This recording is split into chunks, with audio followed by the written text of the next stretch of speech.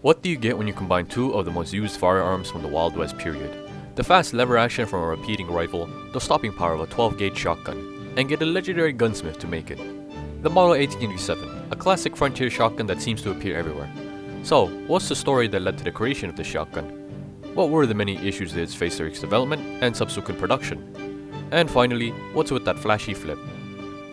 During the middle of the 19th century, the Winchester Repeating Arms Company released one of their most iconic rifles yet, the Model 1873, a lever-actioned repeating rifle that was even boldly advertised as the gun that won the West. And won the West it did.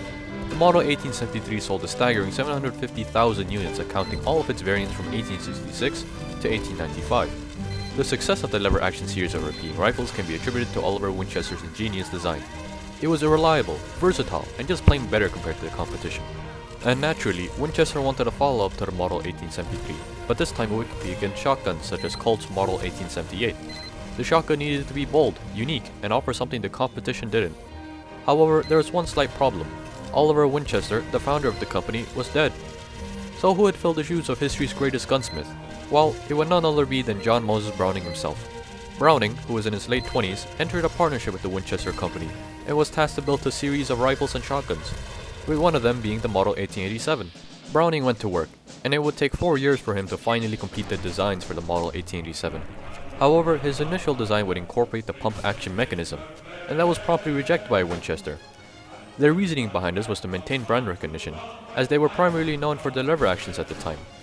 So, Browning went back to the drawing board and made an impressive shotgun of gunsmithing.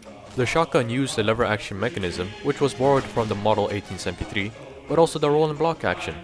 This made it possible for the firearm to withstand the high gas pressures released by the shell, and somewhat simplified the mechanism. However, the combination of the two actions did cause the occasional jamming. Nonetheless, it held an impressive 7 shells in total, 5 in the tubular magazine, 1 on the elevator, and 1 in the chamber. Though it still occasionally jammed, and users have learned to load 6 shells rather than the 7 shells, which was recommended by Winchester. And lastly, the shotgun could fire either 10 gauge or the more popular and readily available 12 gauge. But it did have the habit of jamming if it didn't eat the Winchester's brand of ammunition. On top of that, it was known for being very awkwardly slow to reload because of the way you needed to reload it. Well, perhaps the Model 1887 wasn't so impressive after all. I'd say it was more of a miracle every time the weapon was shot and didn't jam. But anyway, because of those reasons, only 65,000 units were sold in a 12-year period. But Winchester later released an improved version in 1901, the Model 1901. But that ended horribly, as only 13,500 were sold in a 19-year period. To give you an idea, the Model 1887 sold more units in 12 years compared to the Model 1901. And since then, the idea of a lever-action shotgun was dropped and never to be touched again. Fortunately, that wasn't the end for the lever-action shotgun though, as in 1991, it was featured in the pop classic film Terminator 2: Judgment Day, seen in the hands of the T-800, who was played by none other than Arnold Schwarzenegger. The film repopularized the gun and paid respects to the Hollywood extravagant spincock.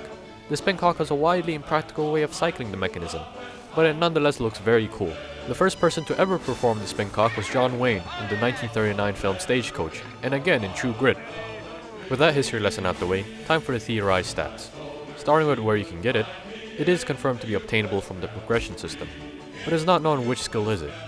The most obvious skill will be from the primary and sidearm skill tree, but an alternative answer will be from the Justice and Outlaw skill tree as well. That's because the Model 1887 was widely popular with the aforementioned professions. Moving on to the damage, since it's a shotgun that fires 12 gauge, I figured the damage wouldn't be far off compared to the other shotguns we have in the game. But as for the pellet count per shell, I'm guessing it'll be 5 pellets. That's because not only the Mule and also the Model 1866 fire 5 pellets, but also the Marlin pump action shotgun fires 5 pellets, shown by this footage here.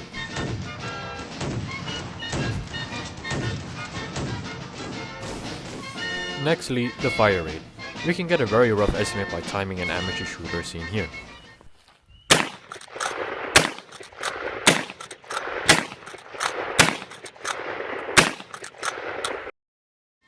But as for the reload speed, since it was known for being awkwardly slow to reload, I'm guessing it'll be 7 seconds or a second per shell. And lastly, the first person iron sights. The Model 1887 out of the factory was fitted with a front post sight and a rear groove sight seen here. Now with the stats wrapped up, it'd be nice if the Model 1887s seen in sneak peeks were to have some changes. Instead of an 18.5 inch barrel seen on both shotguns, the factory installed 30-inch or 20-inch barrel were to be on the full-length one, while the sawed-off variant will have the smaller 18-inch barrel for aesthetic reasons. And while I'm still here, why not give the sawed-off model 1887 an enlarged level loop, basically making it into a shotgun mayor's leg. Anyway, now I want to address the elephant in the room, and that is the hidden message. If you've been living under a rock, here it is and how you can replicate it. However, some of you might not know what it means, so I'll put it into layman's terms for you, from what I've understood at least. Basically, there is a person that trades in death, similar to a bounty hunter, but that person is greedy. So because of his greed, he is then punished to serve this colonel figure forever. And as to who this colonel guy is, I have two possibilities, and they are: 1, it could reference to the military rank itself, or an auctioneer. I say auctioneer, as in the American Civil War, it was customary for a person who holds the rank of colonel to auction off seized goods. Or 2, a classic American folklore that goes by name of the Curse of Colonel Jonathan Buck. The story is very interesting, so I'll let you read it up for yourself. So, this whole thing can only hint towards one thing, and that is the possibility of a Halloween event. I say that because of this text here. And if there is one, don't get your hopes up. That's because of this text here in a recent technical dev blog. Going off of that, I can only think of two scenarios.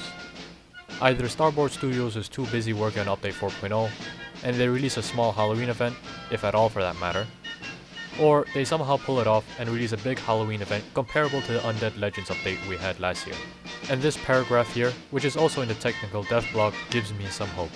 To be frank, I don't mind whether or not we get a Halloween event, just as long as we get the long-awaited Update 4.0 somewhere in November. Well, that's a wrap for the Model 1887, and I hope you enjoyed this history lesson on it. Do let me know what you think about it in the comments. Anyway, I can't believe this is the third shotgun they've teased yet, and I'll make a video about a comparison between these shotguns and why these shotguns might worry you. Anyway, till next time, I am 360, and tread carefully in the Wild West.